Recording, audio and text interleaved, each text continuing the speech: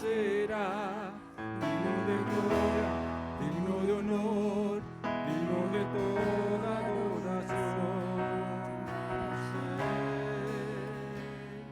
Tú eres rey, tú eres rey,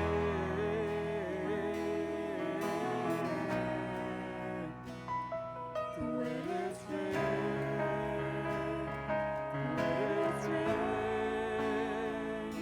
tú eres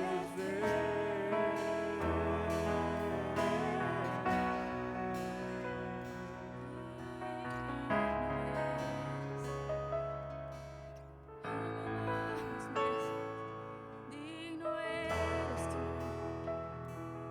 no hay otro nombre.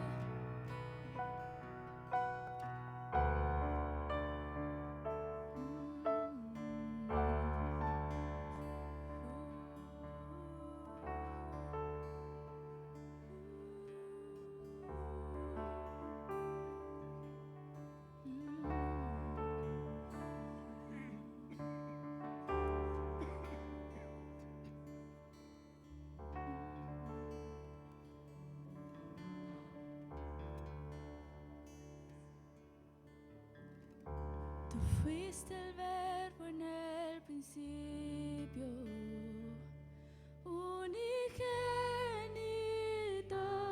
de Dios. El misterio de tu gloria, revelado en tu amor. Hermoso su nombre es, cuán hermoso su nombre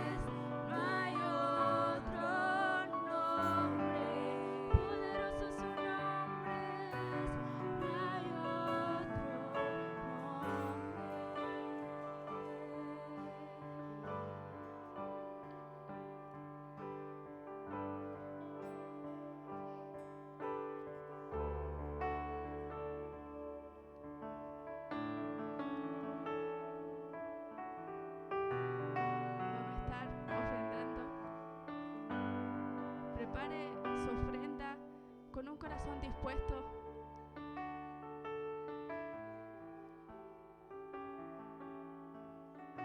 para todos los proyectos en los que van a estar haciéndose a partir de lo que ustedes den al reino. Amén. Extienda su mano con su ofrenda. Vamos a orar. Te damos gracias, Padre, porque sabemos que de ti provienen todas las cosas, porque de ti, por ti y para ti son todas las cosas. Entregamos esto con un corazón obediente a tu palabra, dispuestos y expectantes a lo que va a estar haciendo. En el nombre de Jesús.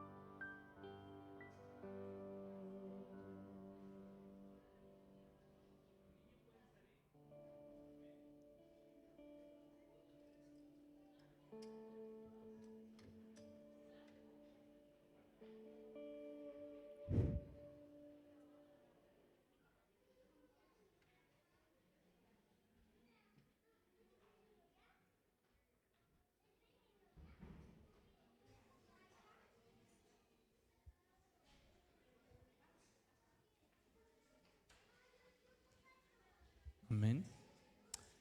Amén. Dios bendiga a nuestros niños que van saliendo,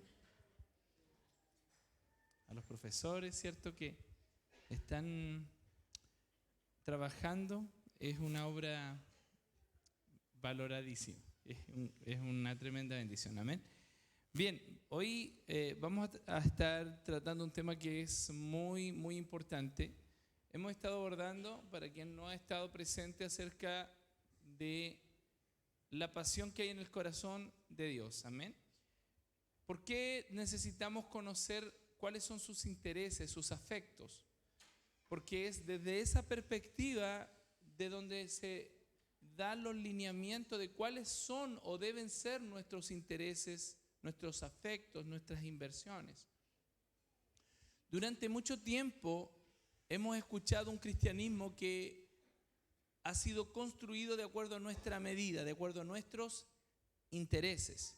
Entonces asistimos a nuestras congregaciones buscando que las congregaciones respondan a esos intereses, y de acuerdo a cómo responden a nuestros intereses, nosotros damos una respuesta de satisfacción, ¿cierto? Por ejemplo, si llegamos tristes y recibimos un mensaje que nos alegra, responde a nuestros intereses. Si llegamos pobres y recibimos una respuesta que nos enriquece, nos bendice. Si llegamos enfermos y recibimos una respuesta que nos sana, amén. Todo esto, por supuesto, que tiene características nobles y es bueno. El problema de ese tipo de orientación que la iglesia abordó durante mucho tiempo y se ha acentuado en este último, es que hemos distorsionado de tal forma la figura de Jesucristo, la figura de la paternidad de Dios, la imagen misma de la iglesia y de su objetivo en sí. Hemos destruido la doctrina cristiana y la importancia que ésta tiene en pos de lograr que nuestros intereses sean puestos en primer lugar. Amén. ¿Me está siguiendo? Estoy tratando de conectar un poquito para quien no ha venido.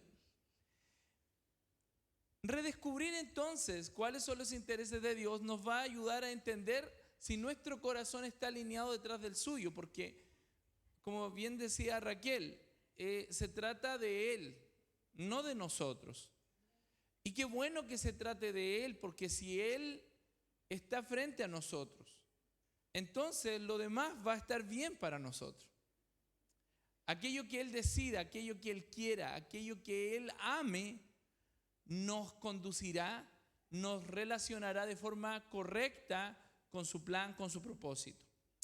Quiero entonces que entendamos por qué es importante que sepamos cuáles son los intereses que Dios tiene. Si conocemos cuáles son sus intereses, entonces vamos a orientar nuestro corazón de forma correcta. ¿Amén? Amén. Gracias por ese entusiasmo que... No importa que esté entusiasmado, lo que me importa es que hoy entienda. ¿Amén? Entonces, las pasiones del corazón de Dios es descubrir qué hay en el corazón de Dios, cuáles son sus afectos, cuáles son sus intenciones. Porque si alguien de ustedes le pregunta ¿qué ama a Dios? La gente va a decir, me ama a mí. Porque somos tan egocéntricos que decimos, bueno, Dios me ama, y cantamos, Dios me ama, Él murió por mí. Entonces todo gira, creamos un Dios que gira como un satélite y nosotros somos el sol. Ok, no funciona así. Amén. Entonces cuando miramos sus intereses y amamos sus intereses, amamos lo que Él ama, entonces somos transformados, amados. Amén. Ok, por eso hemos valorado este tema. Entonces hemos tratado, cierto, que Dios tiene pasión por la intimidad, pasión por estar con nosotros, en nosotros. Ese fue, cierto, algo que Esteban hermosamente desenvolvió.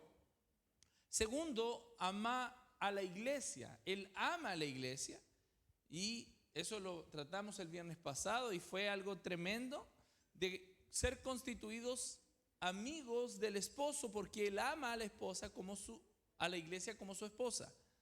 Amén. Y hoy vamos a hablar un tercer punto de interés del corazón de Dios. ¿Qué es lo que Dios ama? Entonces voy a hacer una pregunta. ¿Usted ama tener intimidad con Dios?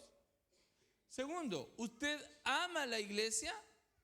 Y tercero, descubrir lo que Él ama. Él ama a los perdidos. Y eso vamos a hablar hoy. Amén.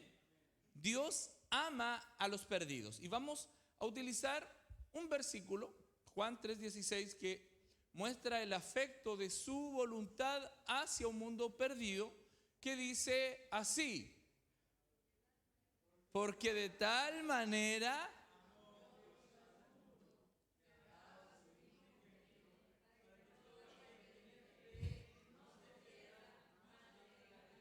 Entonces fíjese que Él ama a un mundo perdido. Hay tres conceptos que necesitamos entender: el amor que Él tiene, el mundo al que Él ama y quién está dentro del mundo, que son gente perdida. Entonces este concepto es el que vamos a utilizar para poder conectar realmente el amor de Dios, porque si no identificamos qué es ser perdido, no podremos comprender por qué Dios ama a los perdidos.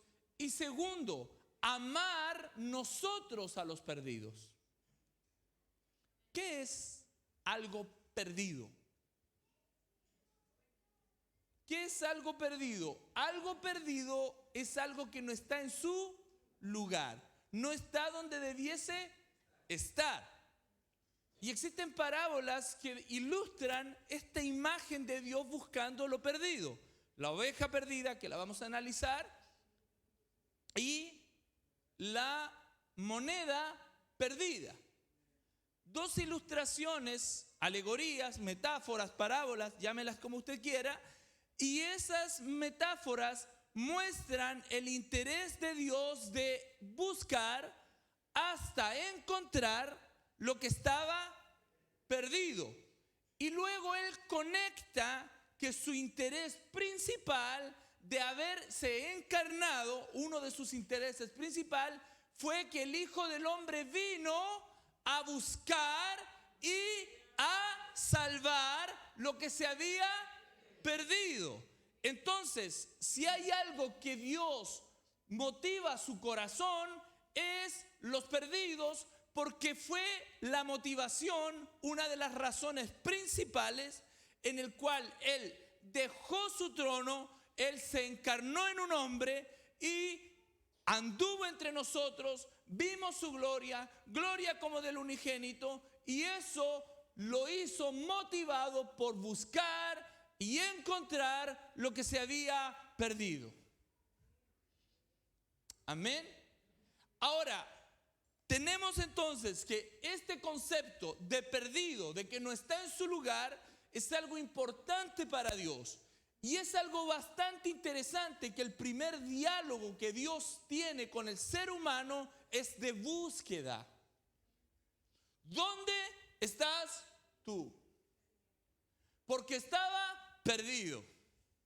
Adán cayó de la posición, se movió del lugar de encuentro, salió de su corazón y del afecto de su voluntad, se desnudó al ser desprendido de su gloria. Porque nosotros decimos, como Génesis dice, y andaban desnudos y no se avergonzaban. Porque Salmos 8 dice que ¿quién es el hombre para que tengas de él memoria? Lo hiciste de esta forma y lo vestiste de gloria. Entonces el hombre, habitando en la gloria de Dios, vestido de la gloria de Dios, no se avergonzaba, porque la gloria de Dios, la imagen de su magnificencia y santidad lo vestía. Ese era su lugar, creado y diseñado en dos focos. Fue creado para relacionarse y segundo, para funcionar en torno a esa relación. El ser humano tiene un propósito conectado directo al propósito de Dios. Ese es su lugar y es importante entender por qué el ser humano se perdió. Porque hay personas perdidas. Y la pregunta es si realmente nosotros hemos sido hallados. ¿Qué significa ser hallado? ¿Y por qué Dios ama a los perdidos? Si ama a los perdidos, ¿cuánto más ama a los hallados? Amén. Entonces, si nosotros nos proyectamos al origen, veremos un ser humano, un hombre y una mujer diseñados como un todo relacional, una mujer con el poder del ser. Voy a poner un poquito de café y carácter aquí para quienes no estuvieron. El hombre tiene una característica y una cualidad funcional que tiene que liderar, conectar el propósito de Dios en toda la tierra. Y para esa misión fue formada la mujer de él. Fue sacada la mujer de él mismo. El ser humano es creado en el corazón de Dios como Adán, como un hombre y una mujer en su afecto. Dentro de él, primero creado, después formado. Fueron creados simultáneamente. Génesis capítulo 2 dice, y Dios creó a Adán, varón y hembra los creó. Génesis 5:1 dice, y los creó hombre y mujer, y les puso por nombre Adán. Este nombre Adán representa y muestra la característica de la humanidad como un todo. Luego el apóstol Pablo dice que el hombre fue formado primero. ¿Cómo? Con polvo. Sopló y puso vida en el polvo. Amén. Luego toma a la mujer para expandir el propósito de Dios de ayudar al hombre. Y pone la ayuda de Dios mismo en la figura de la mujer. Porque toma a la mujer Y fíjese que no sopla no le sopla a la costilla, como diríamos, sino que la vida estaba en Adán, la saca de él, ¿cierto? Y dice, ella es para auxiliar, para ayudar. Y la palabra hebrea ayudar es eser. De ahí viene la palabra eben. ¿Qué significa ebenecer? Hasta aquí Dios nos ayudó. Entonces Dios da una ayuda a Adán y pone el eser en la mujer. Entonces fíjese que estar encontrados no está solamente relacionado con el cielo y el infierno, sino estar conectado con dónde debo y quién debo ser. Dios, gracias por ese solitario amén. Fue muy enredado, ¿no? ¿Fue muy enredado? ¿Sí? Dígame si lo explico de nuevo. Ya, punto número 1. No importa, sí, tiene que venir el café. Ahí le damos una connotación más funcional. ¿Puedes, Claudia? ¿Puedes, Isaac, ayudarme, por favor? Quiero ilustrarlo. Necesitamos irnos porque no podemos entender el amor por los perdidos si no comprendemos qué es estar perdido y qué es ser hallado. ¿Ok? ¿Dónde fuimos hallados primero? En su corazón. Efesios capítulo 1, versículo 4. ¿Lo puedes colocar, por favor? Aquí tenemos el ejemplo que nos va a ayudar en esta ilustración. Entonces, cuando Dios crea al ser humano, yo sé que esto rompe la estructura tradicional de cómo entendemos el Génesis. ¿Ok? Pero es bueno. Entonces, Dios crea, ¿qué dice ahí? Según nos escogió antes, o sea, en Él. Por favor, tome y subraye esa palabrita, en Él. Juan capítulo 1, versículo 1. Creo que es versículo 1, ¿sí? En el principio era el verbo, y el verbo era con Dios, y el verbo era Dios. Amén, me acordé. Ahora, mire esto. Fíjese que antes de la creación, usted no va a encontrar. Voy a hacerle una pregunta. Jesús, antes de encarnarse, ¿dónde estaba? ¿Dónde está? Ya en el cielo. ¿Pero dónde? ¿Qué dice? En el principio era el verbo. La palabra verbo acá, el griego traduce, es como la palabra pensada. Antes de decir algo, rápidamente nuestro cerebro piensa y dice, de una manera, ok, el corazón de Dios, Cristo es la imagen del corazón de Dios. Estaba en Él, parte de Él. Este es el misterio de la Trinidad. Estaba en Él, en armonía perfecta. Y cuando la Biblia dice, y dijo Dios, la palabra dijo es verbalizar. Cristo crea todo con el poder de su palabra. Cristo, la palabra de Dios, que es el pensamiento de su corazón. ¿Se entiende? ¿Ok? Ahora, fíjense esta imagen.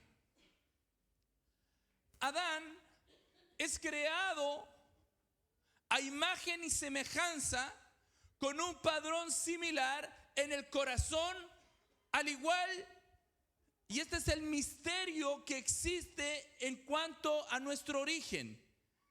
Nuestro origen parte en el corazón de Dios antes que en el vientre de nuestra madre.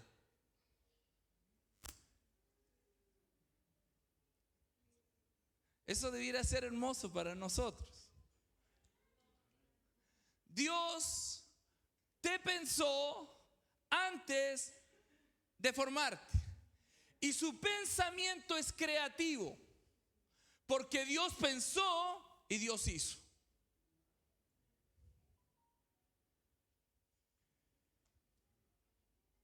Sí, fue mucho. En vez de arreglarla como que Ok, voy a ir acá. Entonces, cuando Dios dice hagamos al hombre, Dios expone un pensamiento, hace ¿cierto? De acuerdo a su diseño, una proclamación colaborativa. Dice hagamos al hombre. Génesis, por favor, 2, creo que es 2:24. Si me equivoco, alguien que me ayude ahí, por favor. Que habla de cómo fueron creados. Entonces, con el respeto que merece la ilustración, voy a decir ya, yo voy a ser Dios. ¿Ok? Y voy a decir, hagamos al ser humano. 1:26, gracias. 1:26. Dice, por favor, léalo, ¿sí? Entonces dijo Dios, hagamos al hombre a nuestra imagen, conforme a nuestra semejanza, y señoree en los peces del mar, en las aves del cielo, en las bestias de toda la tierra. No es el verso que yo buscaba.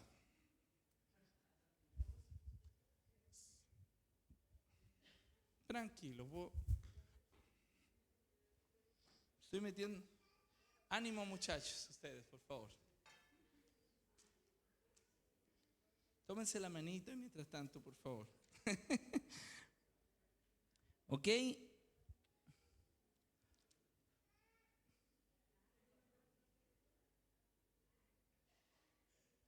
¿Está aquí? Ya, vamos a ir.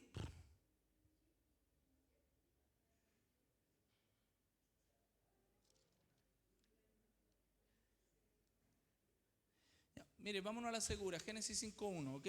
Ya.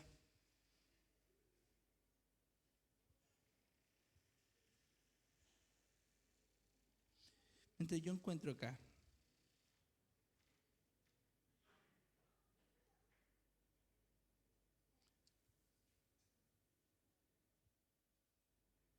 Ok, es Génesis 1:27, estuvimos al lado. Mire lo que dice, este libro, sí. Dice, creó Dios al hombre a semejanza de Dios, lo hizo. ¿Ok? Pongan atención al concepto hombre. El concepto en sí, hombre, es más que genérico. Y el versículo que sigue, ¿qué dice, por favor? El 2.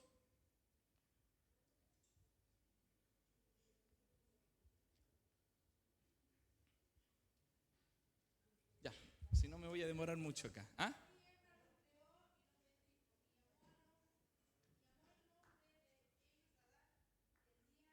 Ok.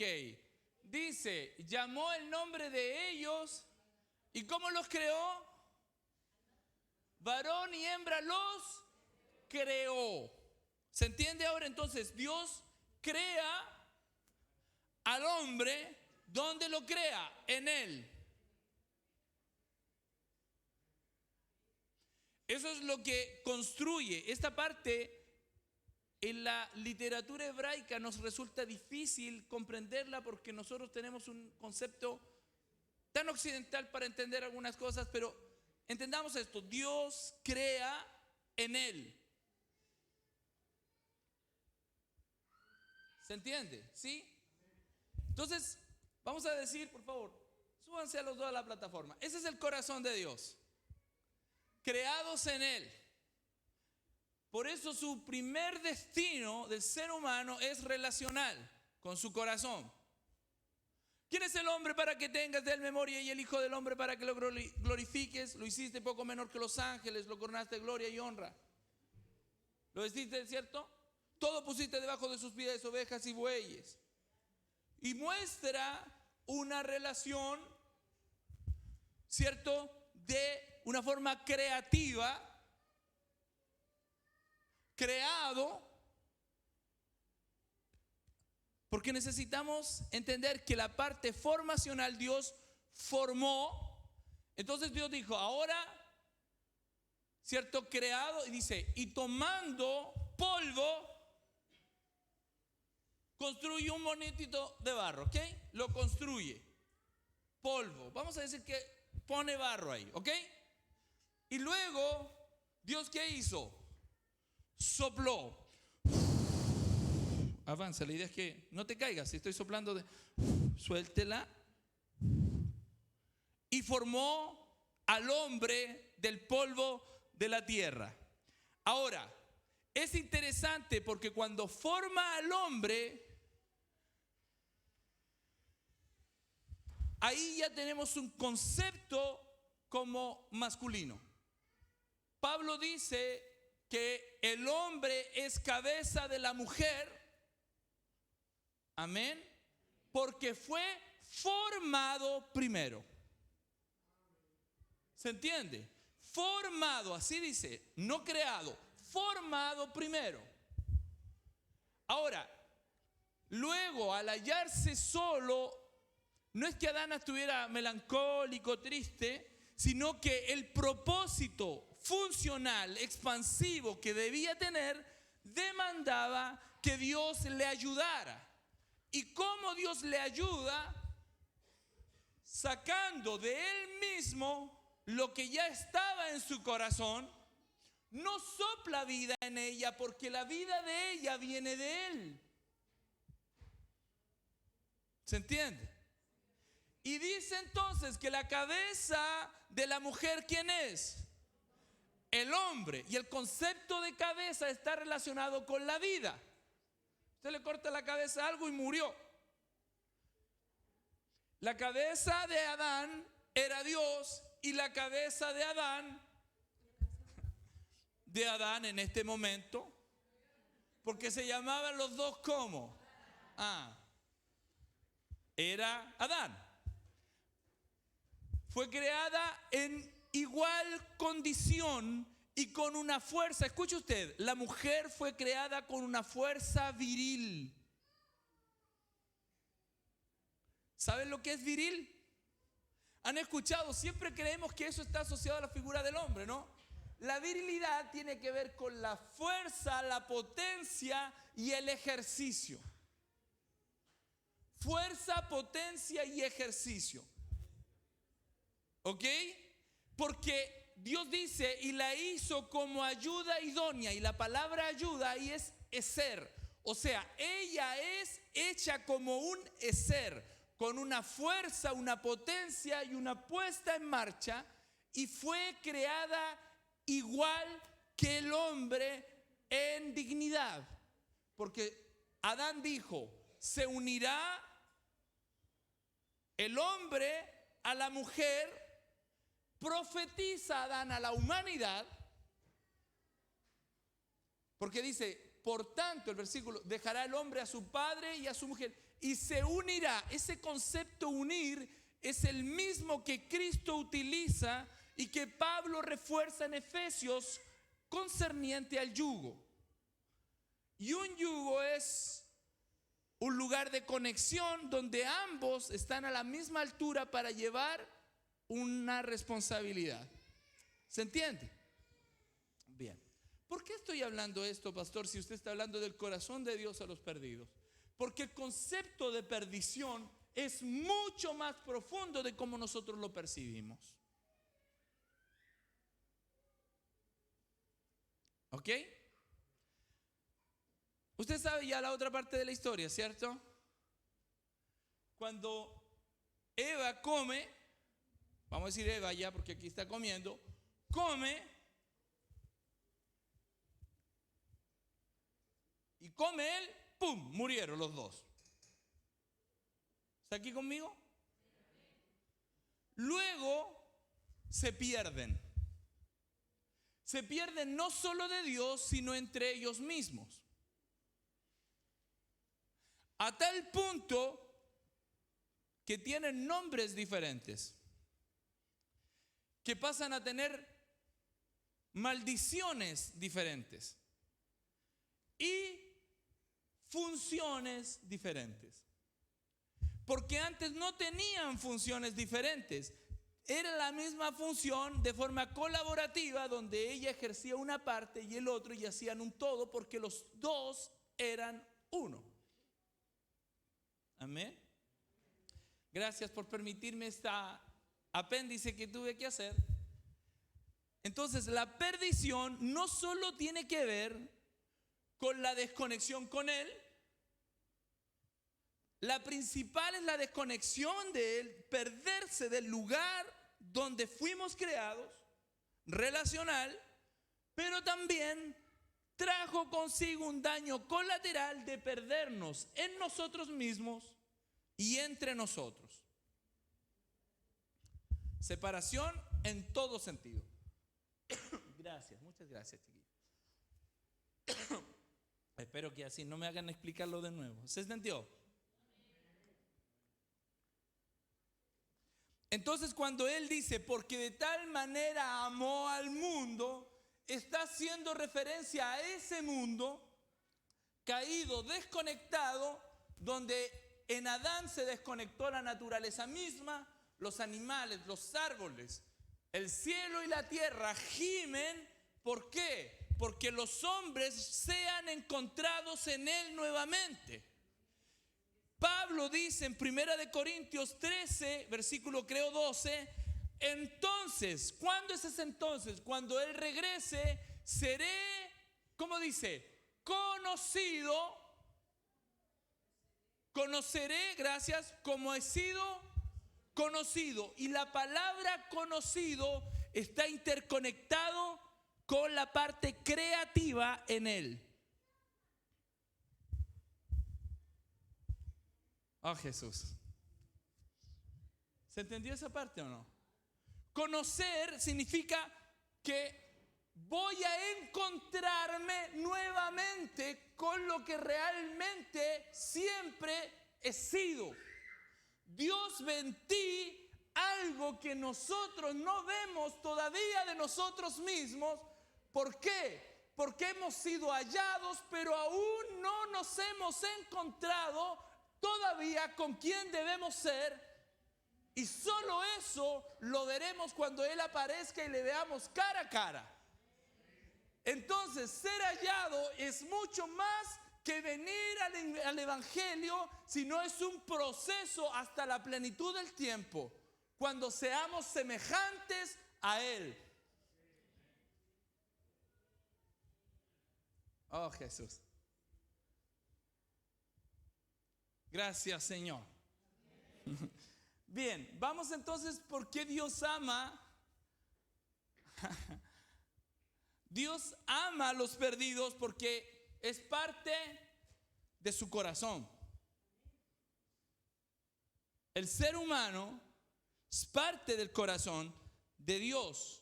Un famoso predicador del siglo XIX dijo una vez: Señor, me gustaría escuchar qué dice tu corazón. Y él, dentro de esa experiencia, no voy a hacer una doctrina, pero creo que es algo muy profundo de entender. Y él dice que una vez orando, él empieza a escuchar un galope de corazón. Y dentro de eso comienza a escuchar un gemido que decía: almas, almas, almas, almas. Que el corazón de Dios gemía su corazón por almas. Y tiene que ver con lo que el apóstol Pedro dice, y que yo titulo como el deseo no cumplido de Dios. Él no desea ¿cuál es su deseo? Que nadie se pierda, sino que todos procedan al arrepentimiento. ¿Cuál es el deseo de Dios? Que todos procedan al arrepentimiento. Apocalipsis 21 nos habla de un libro de vida donde hay personas que no están inscritas en ese libro de vida. ¿Qué significa? Que se perdieron. ¿Cuál es el deseo de Dios? Que nadie se pierda. ¿Cuál es la realidad del final del tiempo? Que muchos se van a perder. Es impactante que cuando vemos el corazón de Dios, vemos que Él desea, pero aquí en el concepto de perdición hay algo, amado, hay algo que es un misterio que el calvinismo ha tratado de explicarlo, diciendo, bueno, Dios escogió unos pocos, otros, pero yo quiero quedarme con este profundo afecto de su voluntad que dice el apóstol Pedro. Está aquí conmigo. Capítulo 3, creo que es el versículo 9, ¿no? 3:9, y dice: el Señor no retarda su promesa. ¿Cuál es su promesa?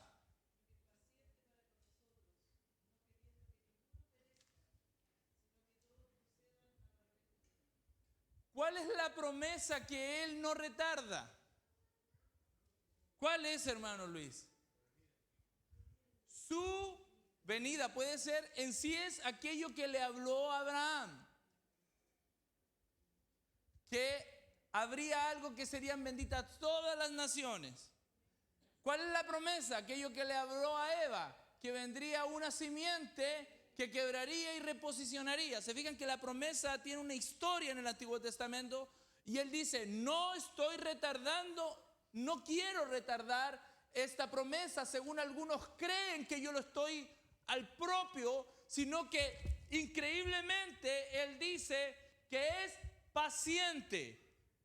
¿Para qué? Para contigo. Él tiene paciencia contigo y Él tiene paciencia conmigo. ¿Para qué? Para que no perezcamos. Y el concepto perecer no habla de la muerte física, sino de la desconexión con Él.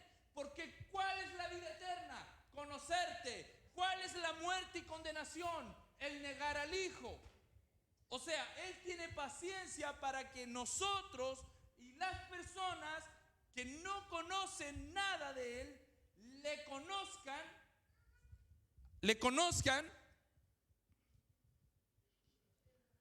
y procedan a cambiar su pensamiento, que es el arrepentimiento. Ese pensamiento estructural. ¿Ok? Entonces Él tiene un deseo. Él no quiere, diga usted, Él no quiere que yo perezca. Pero puedo perecer. Esa es la lógica que está ocupando este texto. Y parezco ser muy arminiano al hablarlo, pero me gusta caminar en el muro donde hay calvinistas a un lado y arminianos al otro, para mantener mi corazón en un equilibrio y, como diría Hebreos 5:6, en un temor reverente y ser escuchado por el Señor. Bien, sigamos. Entonces, ser perdidos es algo, o sea, los perdidos es algo que está en su corazón y un deseo constante, tan grande que Él hace que su promesa no se manifieste aún, porque Él desea que los perdidos sean hallados. A mí eso, amado, me impacta mucho.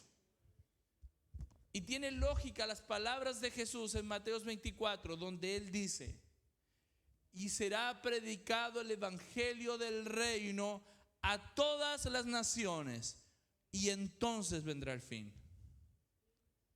Porque el evangelio predicado y encontrando a los perdidos hace que se concluya este siglo.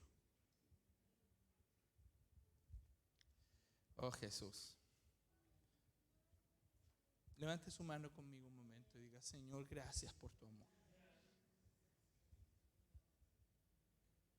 Gracias por tu paciencia, Jesús. Qué paciente eres conmigo, Señor. Cuánta paciencia has tenido conmigo. pudiendo haber venido 10 años atrás cuando mi vida era un desastre, pudiendo haber venido, quiero especular, en el peor momento de mi vida pudo haber Él venido en el peor momento de tu vida. Y no lo hizo porque Él desea que nadie se pierda. Eso es pasión. Ahora, Romanos 5, versículo 8. Tanto Dios tiene pasión que como no deseaba que se perdieran, Romanos dice uno de los versos quizás más impactantes. Mas Dios, ¿por qué dice más? Porque suma referente a nuestra condición de perdidos. Muestra su amor para con nosotros en que siendo aún pecadores, nos amó. ¿Cómo sabemos que nos amó? Porque de tal manera amó que dio.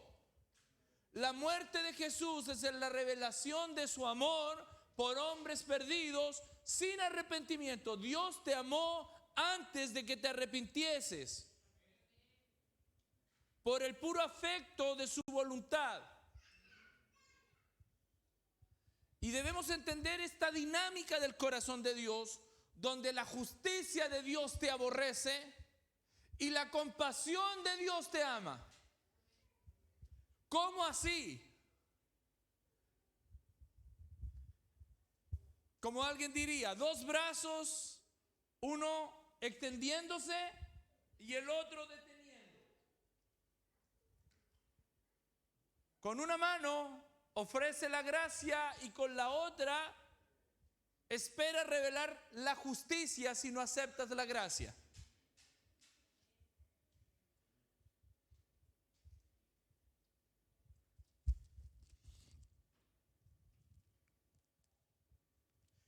El escenario entonces es que al ser creados a su imagen y semejanza, Dios nos formó, y escuche esto, mas el pecado nos deformó. Yo quiero que entendamos, cuando estábamos en Él, Cristo tiene que haber sido un espectáculo, Vinicio, haberlo visto, porque era un hombre sin pecado.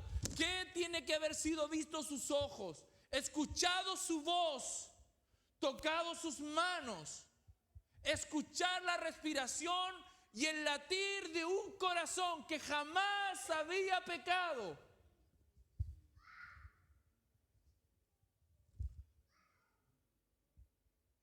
Cuando Jesús dice, lo van a apresar, y él dice, los guardias, ¿dónde está Jesús? Y él dice así, yo soy, y cayeron como muertos.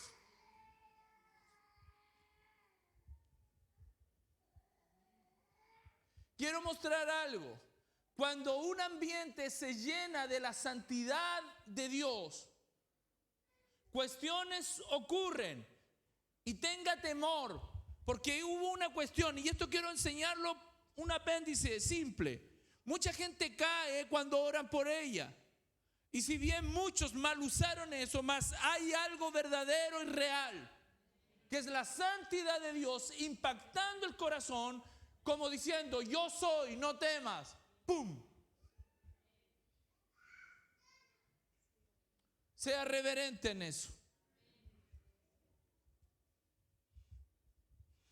Fuimos creados, fuimos hechos a su imagen y semejanza. Podría detenerme en esto mucho rato, pero quiero avanzar a lo que dice Jeremías 18 rápidamente. No es necesario que lo busques. Y dice que Israel era como un vaso en las manos del alfarero, barro, moldeados para él. Pablo dice que tú y yo somos vasijas de justicia, de honra o de deshonra. ¿Por qué quiero mostrar esto? Porque, mire, por favor, alguien puedes buscar esta cita así, por favor. Romanos capítulo 12, versículo 2. Yo quiero mostrar acerca de la condición de estar perdido. Una persona perdida perdió la imagen y la semejanza, y una persona encontrada comienza a adquirir la imagen y semejanza. Entonces, una evidencia en que has sido hallada es que comienzas a tomar la imagen de tu autoridad. No podemos decir que hemos encontrado la vida si vivimos en la muerte.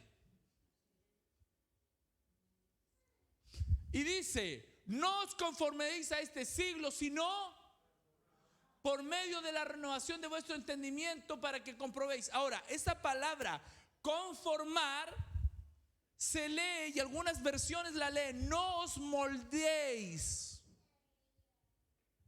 como barro en las manos, adaptándose a los moldes del mundo. Eso es lo que está diciendo Pablo.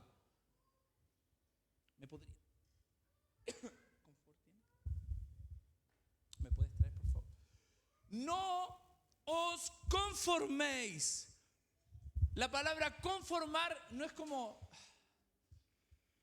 estoy conforme. No, la palabra es tomar la forma. Eso significa conformar. ¿Se entiende? No tomes la forma, no tomes el molde del mundo.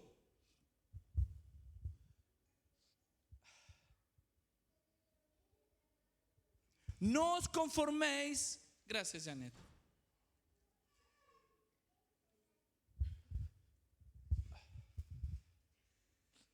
Gracias. Jesús. Dígale que está a su lado, no puedes tomar la forma del mundo. ¿Se entiende? ¿Se entiende lo que Pablo está diciendo? Entonces, fuimos creados a su imagen, a sus moldes. Cuando cae en pecado, nos perdimos y tomamos los moldes del mundo, los moldes de Satanás. Un perdido es alguien que tiene su vida amoldeada a este siglo. ¿Por qué necesitamos reconocer que es estar perdido? Para poder saber lo que vamos a amar. Usted está llamado a amar a alguien que se parece a Satanás. Porque Cristo te amó cuando tenías esa figura.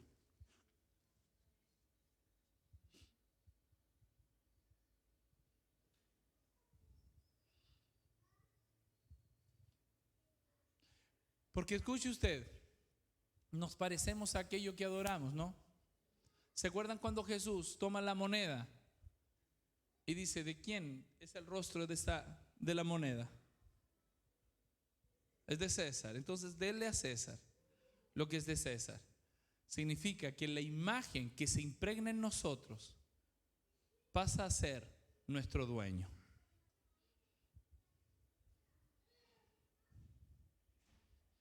¿Se entendió? Porque los moldes nos evidencian a quién pertenecemos, amados. No nuestra confesión de fe, no asistir a este lugar, sino los moldes en que nos estamos transformando.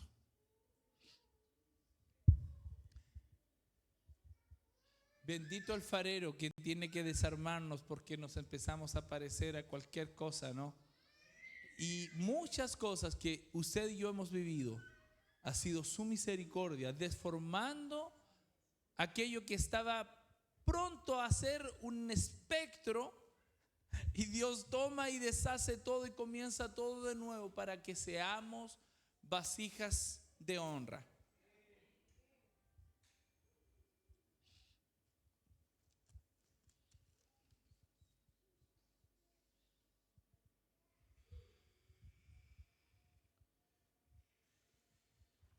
Hechos capítulo 4 versículo 13.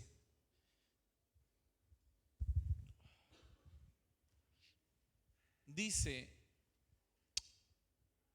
que cuando Jesús llama, Marcos capítulo 4, versículo 3, eso no lo busque. Dice que llamó a algunos para que estuvieran con él. ¿Cierto? ¿Para qué fuiste llamada? Para encontrarte, para estar con él. Y el estar con él, ser hallado, mire la evidencia que coloca. Entonces, viendo el denuedo o la frescura de Pedro y de Juan, sabiendo que eran hombres sin letra y del vulgo, se maravillaban y le reconocían ¿qué cosa? Un perdido versus un hallado. ¿Quién encontró a los discípulos? ¿Quién los encontró? Y cuando los encontró, ellos adquirieron su imagen porque habían estado con él. Cuando él nos encuentra y permanecemos en él y él en nosotros, no tiene que hacer un esfuerzo usted por ser como Jesús, porque somos transformados por la gloria de su presencia. Eso es el punto. El punto, amados, en que la perdición es mucho más profundo que el castigo eterno. Hoy hay perdidos y Dios ama a los perdidos. ¿Por qué creo que el Espíritu nos está llevando a este énfasis?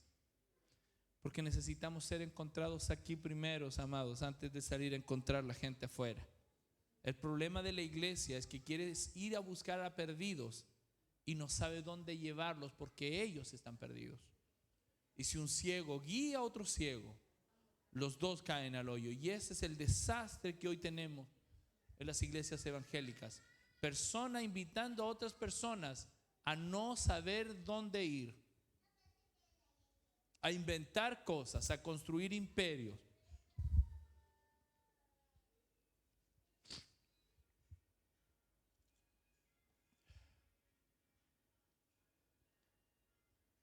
Ahora aquí hay algo que es impactante.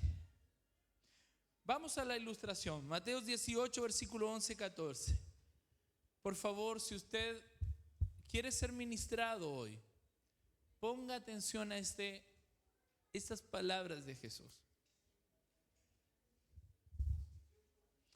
14.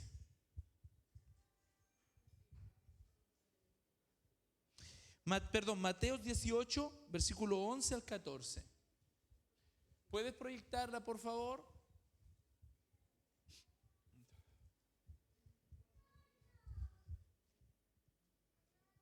¿Está ahí? Porque el Hijo del Hombre ha venido para salvar lo que se había perdido. Y luego comienza a decir la siguiente frase.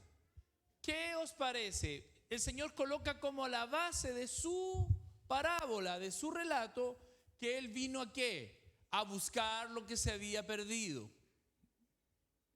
Y luego Él coloca esta ilustración y dice, si un hombre tiene 100 ovejas y una se descarría de las demás, no deja las 99 y va por los montes a buscar la que se había descarriado. Vea por favor el afecto del corazón de Dios. Versículo 13. Y si acontece que la encuentra realmente, o de cierto os digo que se regocija más por aquella que por las 99 que no se descarriaron. Y el versículo 14, así no es la voluntad de vuestro Padre que está en los cielos, que se pierda uno de estos pequeños. ¿Realmente Él quiere que se pierda uno de estos pequeños? No, porque su gozo es encontrar lo que se había perdido. Cuando tú has sido encontrado, cuando eres encontrado en ti mismo, el corazón de Dios se alegra, amados. Nosotros no sabemos muchas cosas del afecto del corazón de nuestro Padre, porque somos infantiles aún. Yo quiero mostrarle algo muy simple. Nuestros hijos, cuando vienen a nosotros y no tienen ni idea de dónde sacamos lo que colocamos delante de su mesa o cómo, lo que significó. Ellos comieron, no dieron gracias. Voy a dar un ejemplo simple. La mamá cocina apurado, hace el almuerzo, coloca todo lo que necesita y viene y él se siente, ay, esto hiciste de almuerzo, no me gusta. Y eso muestra la ingratitud, y detrás de eso hay todo un esfuerzo y un trabajo, un cariño y un amor. Perdón la ilustración simple, así se comporta la iglesia. Sí, pues si el Señor me salvó, si Él murió por mí. Esa indiferencia, esa frialdad para adorar, para amar, para entregarse, muestra nuestra inconsciencia de lo que hay en su corazón por habernos encontrado.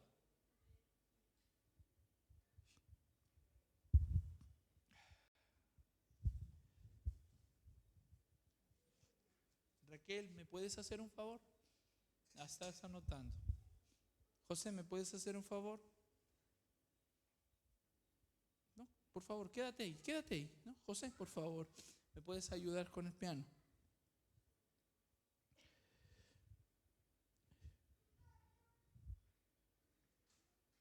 Quiero cantar, amados.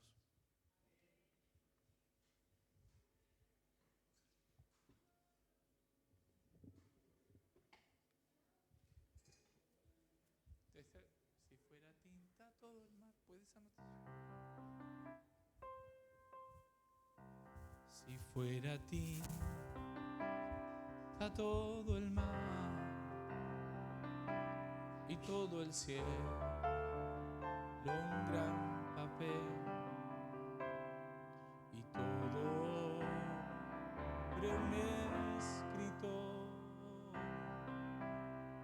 y cada hoja un pincel.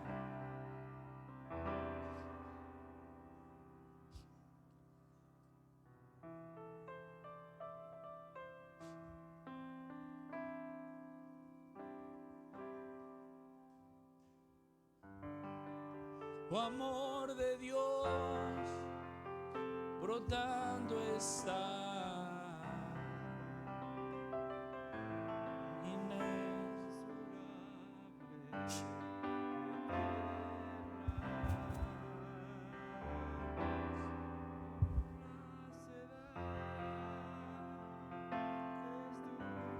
la gente canta canciones, amado, y no entiende lo que canta, no vive, ni piensa, ni profundiza lo que Dios realmente, la forma en que ha amado, no. Quiero seguir, ¿ok? Para terminar esto.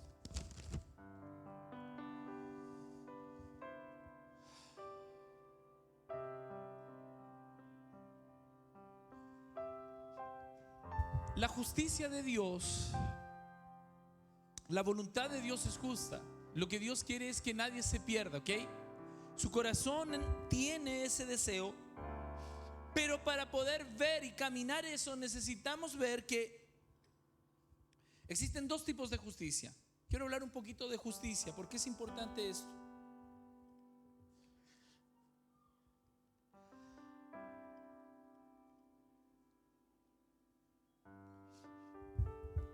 Porque necesitamos ver a los perdidos como Dios los ve, no con justicia propia. La justicia, ¿qué es? Es dar a las personas lo que merecen. Eso es ser justo, dar lo que se merece. Pero nuestra justicia propia es completa, es egoísta, es yoísta, es vengativa, es destructiva. No se parece a la justicia de Dios. La justicia de Dios es santa, es pura y es llena de misericordia. Salmos 103 creo que es: no nos diste a nosotros conforme a lo que merecíamos, sino que extendiste sobre nosotros tu misericordia. ¿Nosotros qué decimos? Consecuencia, que coma sus consecuencias. Bueno, le está pasando las consecuencias, pues. Esa es la forma de nuestra justicia. Si alguien hace lo incorrecto, ¿te gustó? ¿Te gustó? Ahora aguántatela, porque es la consecuencia de. Bueno, esa es la justicia nuestra, la justicia de Dios. Es compasiva. Es cuando un hombre se le iba a vender todo, los hijos, la tierra, todo, para pagar la deuda. Y él dijo: Señor, yo te lo pago, no tengo cómo. Ni en 10, ni en 100 vidas le hubiera pagado al rey. Y el rey fue movido ¿a qué? A misericordia. Y es interesante que la justicia fue ejecutada por la misericordia. Porque la justicia era vender todo. Y a él como esclavo vender, ¡pum! ¿Y qué se ejecutó en vez? Y fue justo. ¿Fue justo la misericordia o no? La misericordia de Dios es justa. Porque sabe que sí, es justa. Porque su amor, amados, es justo. Este es el misterio del afecto del corazón de Dios. Usted va a encontrar el libro de Salmos lleno de esta expresión. Porque sus misericordias son justas. Y a nosotros no nos alcanzó su justicia, porque su justicia fue vertida ¿dónde? En Cristo. Yo quiero decirle esto: ¿sabía usted que cuando Cristo muere en la cruz, Dios estaba literalmente castigando a ti? Literalmente te castigaba a ti. Él quiso quebrantarlo. Si hubiera sido tú, literalmente hubiera sido tú. Y Él absorbió la justicia de Dios. Y Cristo se transformó en la justicia, pero en una justicia que se ejecuta en misericordia. Yo no sé si lo logra entender esto, amado. ¿Y qué es la misericordia? Que no recibimos lo que merecíamos, sino que extendió sus misericordias como se extiende la anchura de los cielos. Esa es la pasión que tiene Dios por los perdidos, amados. Entonces, ¿por qué es importante verlos? Porque cuando nosotros nos miramos y queremos en nuestra propia justicia ejecutar juicios. Pero cuando miramos en la justicia divina, vemos misericordia.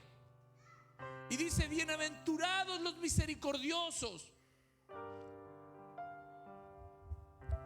porque ellos alcanzarán misericordia.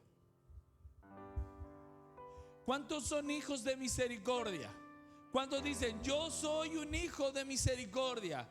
Porque no me dio lo que merecía, no recibí lo que merecía, sino que el Hijo recibió el castigo y en lugar de eso me coronó de misericordia. Me tomó en sus brazos, lo tomó en los hombros y me devolvió al lugar de encuentro. Y no solo así, sino que llamó a sus amigos y ¡hey! El que estaba perdido ha sido hallado. Ese es el corazón de Dios, amados. La Biblia dice que el cielo se regocija. Hay jolgorio, algo ocurre en la eternidad, amados, cuando un pecador se arrepiente. Hay algo tan fuerte cuando tú, mira, es impresionante, cuando te has desviado, cuando has fallado, cuando has pecado, y viene el Espíritu de misericordia y te conduce a arrepentimiento, y tú vuelves porque estabas perdido, estando dentro de una congregación, pero en tu corazón perdido. Porque muchos están dentro de una congregación, pero su corazón está perdido. Perdido en la mentira, perdido en el engaño, perdido en la amargura, perdido en la desesperación, perdido en la ansiedad y en la depresión. Y Él nos encuentra.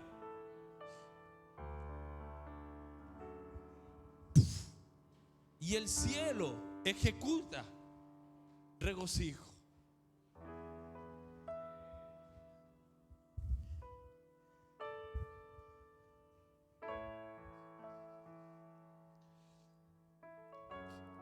hablar algo sencillo, por favor.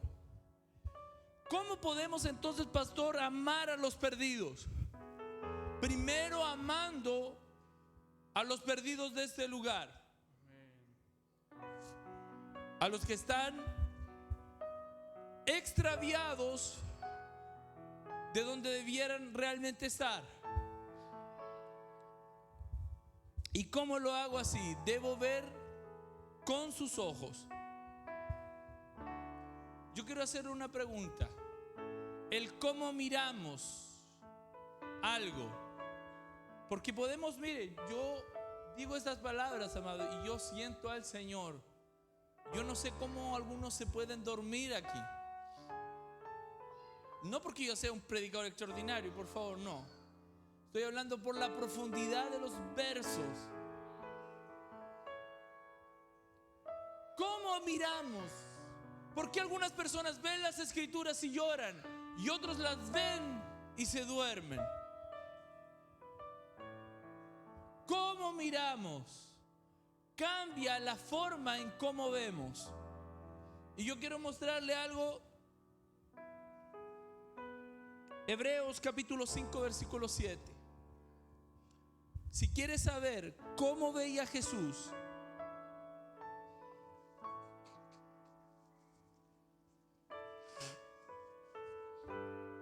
¿sabe lo que cambia nuestra visión?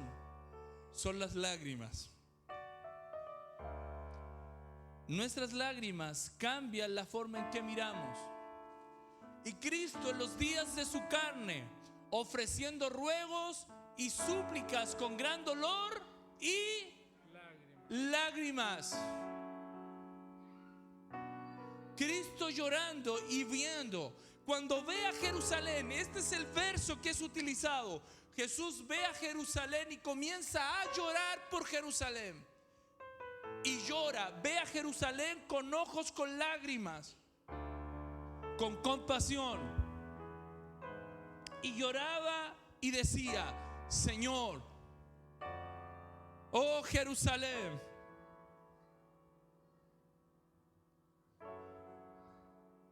cuando uno ve a través de las lágrimas, no las lágrimas de ira, sino las lágrimas de misericordia, nuestra forma de proceder cambia.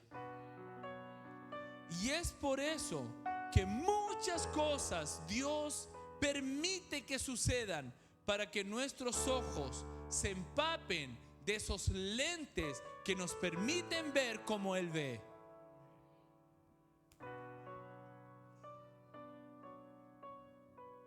Quien ha estado en un hospital cuidando a un doliente cercano a su corazón, yo le contaré mi experiencia cortito. Yo entraba llorando al hospital y salía llorando del hospital todos los días cuando Belén estaba hospitalizada 30 días en la UCI. Y eso cambió mi percepción de muchas cosas.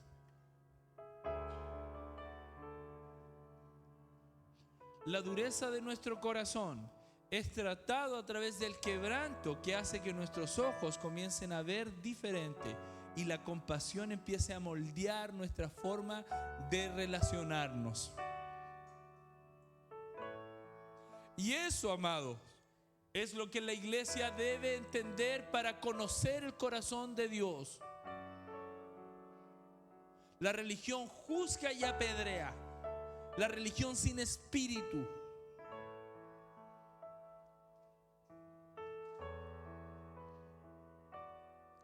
Mas quien ha sido quebrantado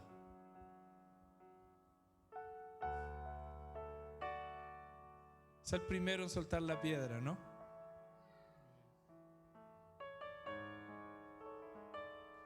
La iglesia no ama a los perdidos porque los ve con justicia propia. Hace mucho tiempo yo hice una oración basada en lo que dicen las tablas de la Estatua de la Libertad. Estos días me recordaba de esa oración cuando se estaba construyendo acá, y yo llegaba también destruido en muchas áreas de mi vida que Dios estaba formando. Y me acuerdo aquí mismo había radié, estaba todo descubierto, y yo decía: Señor, tráeme a los rotos, a los heridos.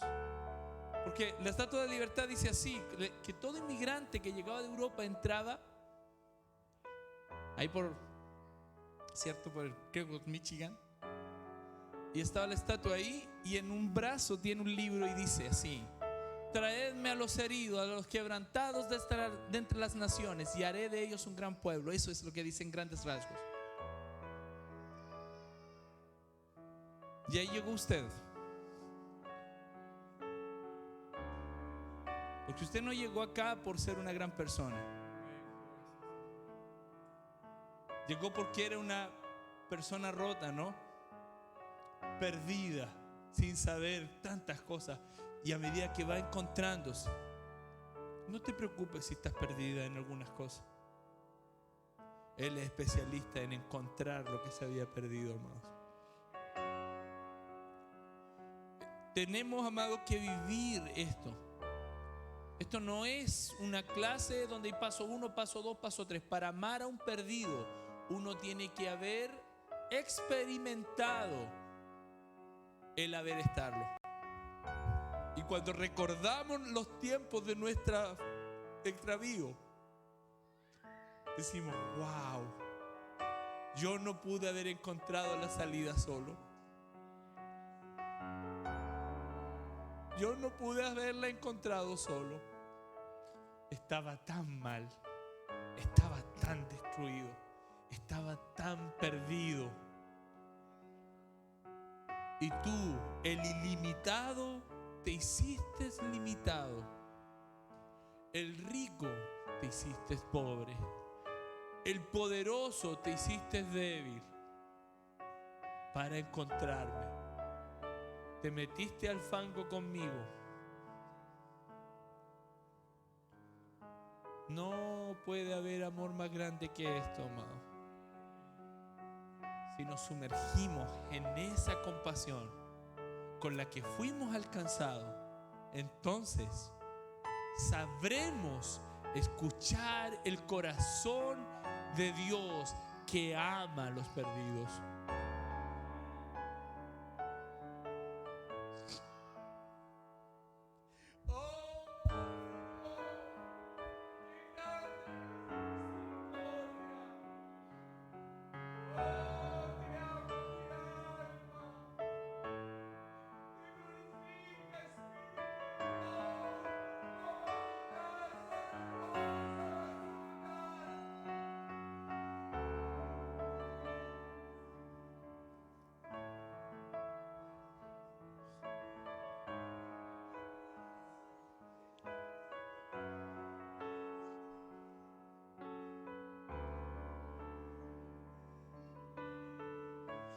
Entonces el Señor dice: buscad el reino de Dios y su justicia. Su justicia es llena de misericordia.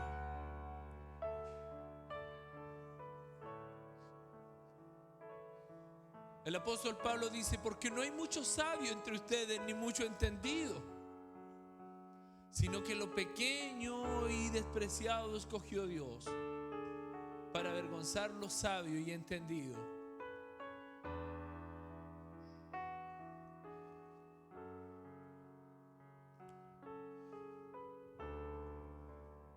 Quien se entiende que ha sido perdido y ha sido hallado, ha tenido esa experiencia de encuentro, sabrá amar a un perdido, sabrá caminar con un perdido y sabrá soportar a un perdido.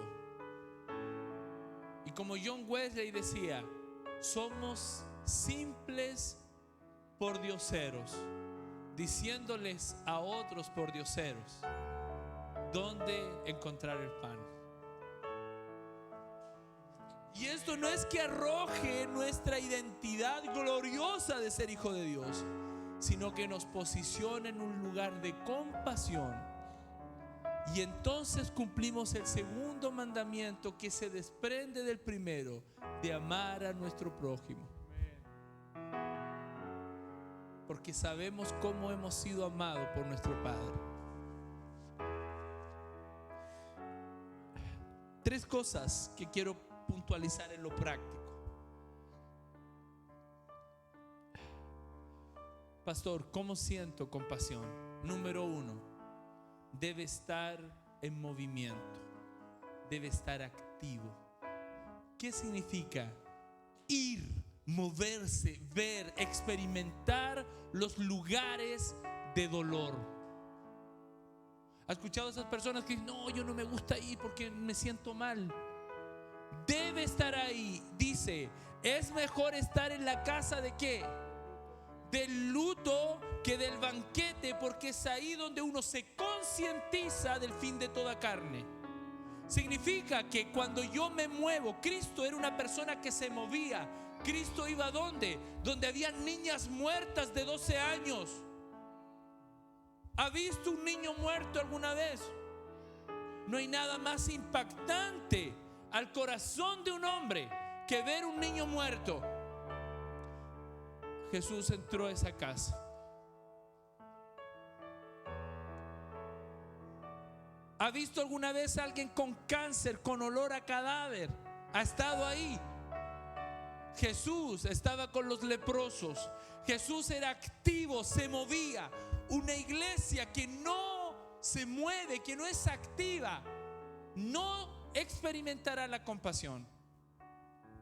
Si usted se junta con los mismos siempre, a comer y a disfrutar siempre, usted difícilmente entenderá. Segundo punto.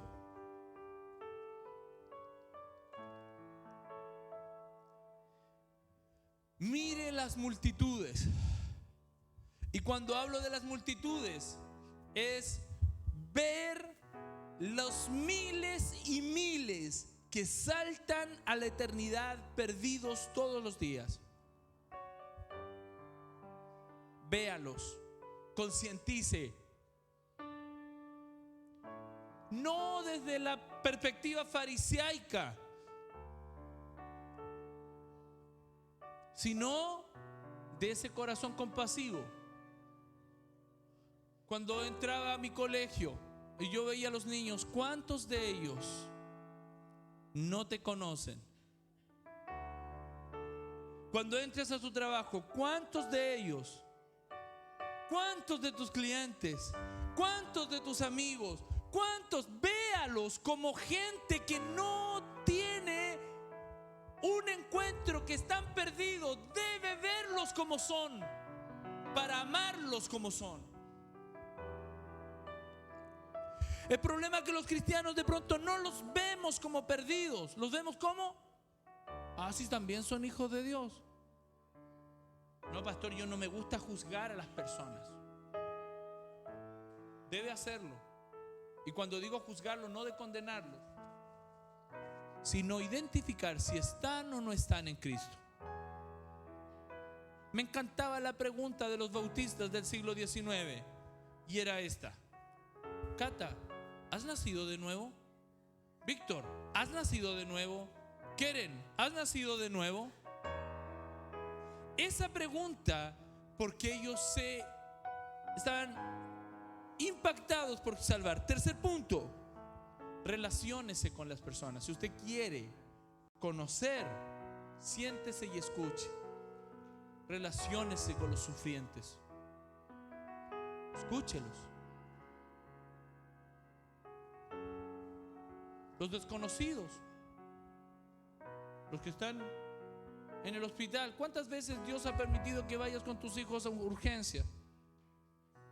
Señor, ¿por qué yo? Y de pronto Dios, lo único, en su gracia, nos mueve de esa forma para encontrar a otro sufriente y hablarle. Listo.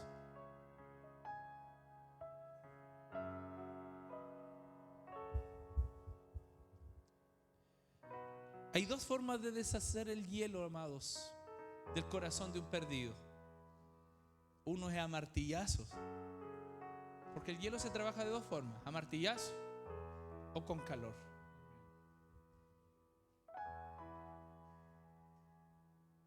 Quizá el martillazo es el que no te ha resultado, ¿no? Este no entendió nunca.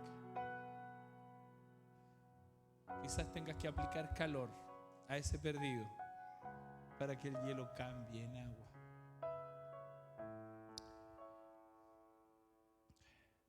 Escuche, muchos pródigos van a regresar y el pródigo es una condición temporal, porque un hijo es una identidad eterna. Muchos pródigos van a venir y usted se va a encontrar con aquellos que usted jamás pensaría ni se imaginaría. A mí me ha pasado. Póngase de pie, vamos a terminar. Quiero cerrar esto. Quiero hacerle una pregunta y que se lleve esta pregunta a la casa. Oseas, ¿puedes hacer la última, por favor, Joel? Oseas capítulo 11, versículo 4. Quiero que responda a esta pregunta hacia usted mismo para que ocupe esas cuerdas con las que el Señor los capturó, para que usted capture a otra persona. Y dice así: ¿con qué? Con cuerdas humanas los atraje, con cuerdas de amor, y fui por a ellos como los que alzan el yugo de sobre su cerviz, y puse delante de ellos comida. Está hablando de Dios a Israel, cómo los atrajo, ¿no? ¿Con qué cuerdas te trajo? ¿Las recuerda? ¿Conoce esas cuerdas? ¿Qué cuerdas son? Cuerdas humanas, dice. Está hablando de asuntos de hombres, asuntos de personas. ¿Alguno de ustedes llegó porque un ángel se le apareció y ese ángel le dijo: ahora vas a ser cristiano?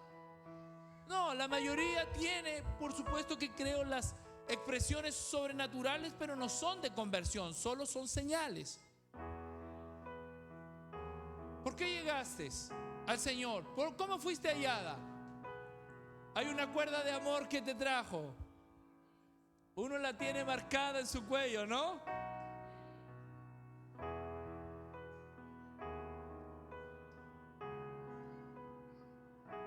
Si tomaras ese mismo lazo, amados,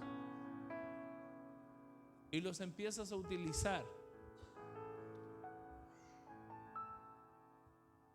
con las personas que están ahí, porque puede que hayan cosas perdidas en su misma casa. La mujer se le perdió dentro de la casa, ¿no?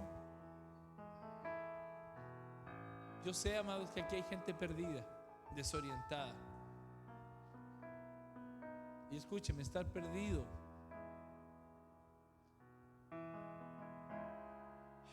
no es el fin.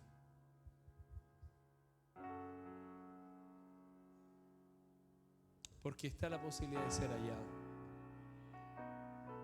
Yo quiero pedirte, Señor, que nos des cuerdas de amor, para que sean esas cuerdas las que conecten. Así como tú nos conectaste, Señor, con eso, Señor.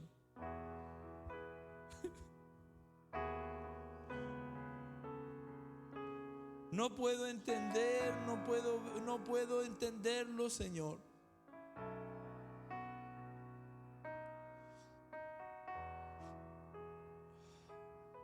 Todo aquel que ha sido encontrado tiene una cuerda que lo conecta con esa. Si usted dice: pastor, yo no tengo, es probable entonces que esté perdido.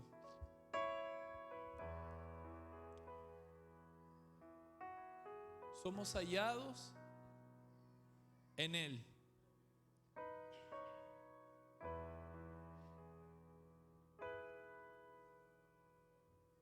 Yo sé que el Señor está haciendo algo, y eso es mi consuelo. Te adoramos, Señor. Padre, queremos que tu corazón se revele a nosotros.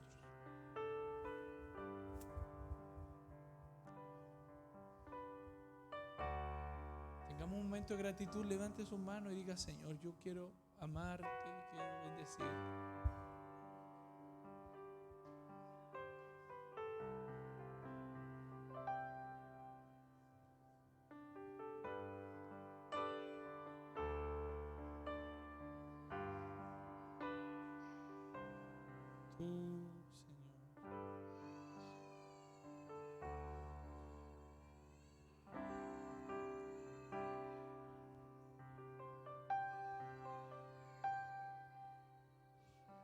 Padre, te adoramos y te bendecimos. Queremos, Señor, esto, Señor, en nosotros. Deme una nota, no me toque.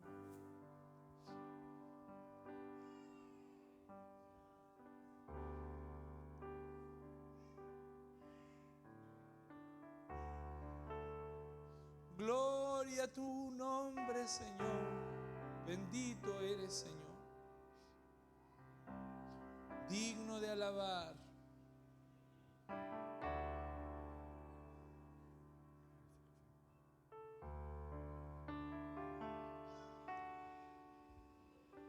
Clamamos por los perdidos, Señor.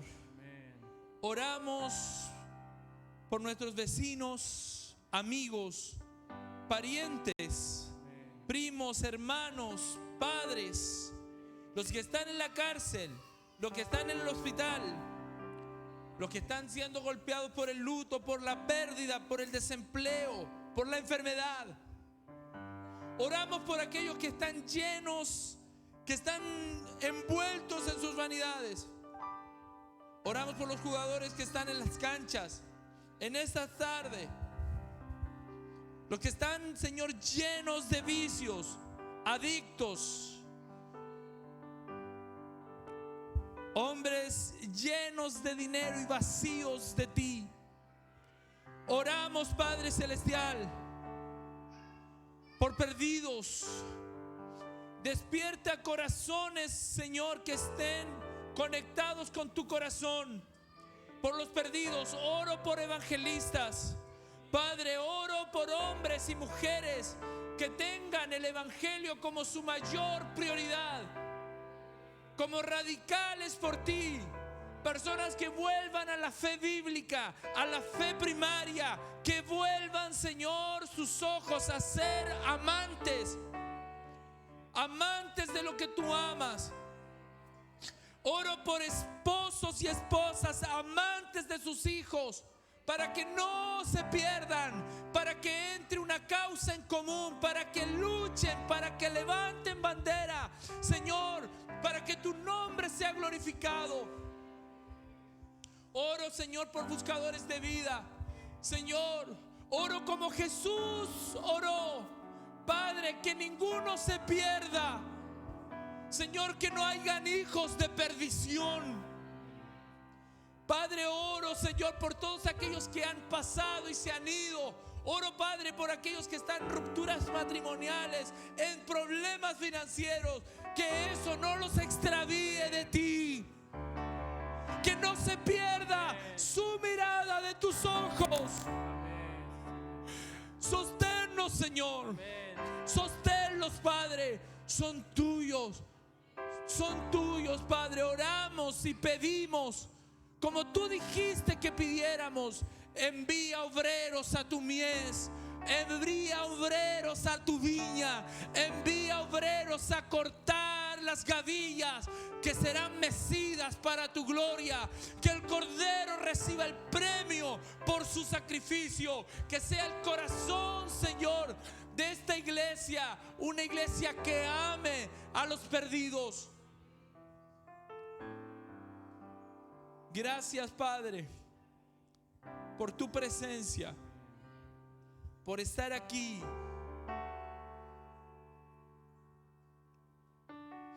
Tú estás aquí.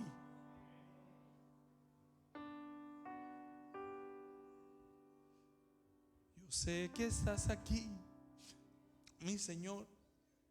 Yo sé, lo sé, Señor, y queremos adorarte. Terminemos alabando al Señor así. Levante sus brazos. Él está aquí, amados. Momentos de adorar solamente y decirle: Señor, queremos llevar esto, Señor, a nuestros hogares. No, yo sé que estás aquí. Yo sé que estás aquí, Señor. Yo sé que estás aquí. Yo sé que estás aquí, mi Señor. Yo sé que estás aquí, mi Señor. Yo sé que estás aquí, mi Señor. Yo sé que estás aquí. Y mi alma te alaba. Y mi alma te alaba. Y mi alma te alaba. Porque sé que estás aquí. Y mi alma te alaba. Y mi alma te alaba. Y mi alma te alaba. Porque sé que estás aquí. Yo sé que estás aquí, Señor. Yo sé que estás aquí. Oh, yo sé que estás aquí, mi Señor. Oh, yo sé que estás aquí. Y mi alma te alaba, mi alma te alaba. Y mi alma te alaba. Y mi alma te alaba. Porque sé que estás aquí. Oh, y mi alma te alaba. Yo te alabo, mi rey. Te alaba. Porque solo tú eres digno, Señor.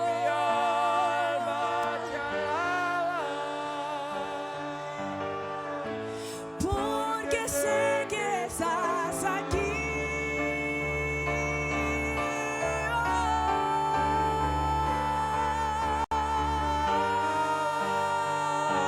Y mi alma te alaba. Y mi alma te alaba, porque sé que estás aquí.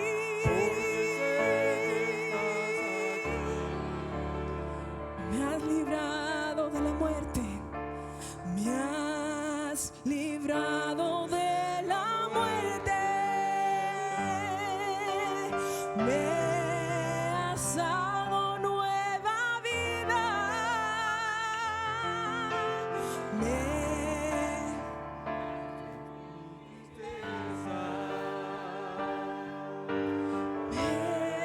ceñiste de alegría.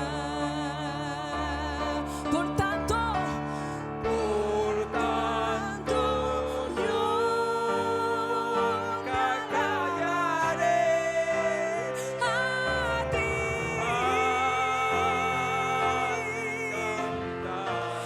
Yo te alabaré.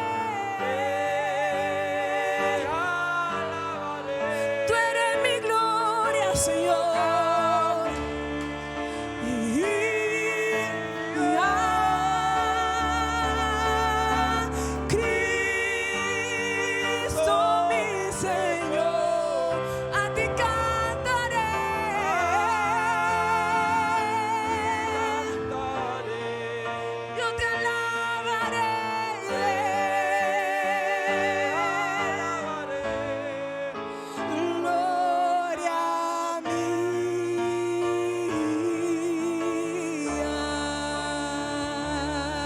yo sé que estás aquí.